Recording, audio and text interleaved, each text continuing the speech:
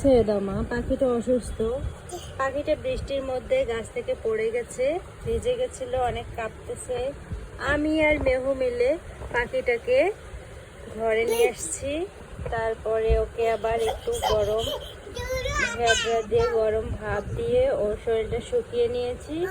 ও হয়তো বা আঘাত পেয়েছে তাই উঠতে পারছে না, আর বাচ্চাটা ছোট।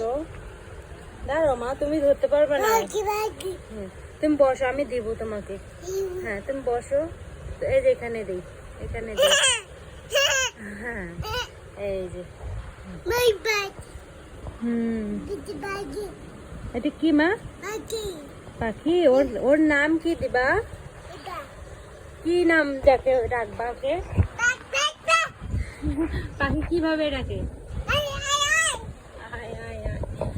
পাখিটাকে আমরা আবার ছেড়ে দিব গাছে। পাখি ধরে রাখা যায় না, ও তো উঠতে চায়, বুঝছো? পাখি গাছে উড়বে, আকাশে উড়বে, পাখিকে ধরে রাখা যায় না, কষ্ট পাবে, বুঝছো মা?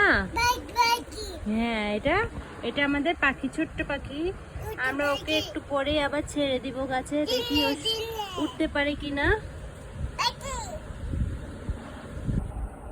আদর করো তো মা একটু ওকে,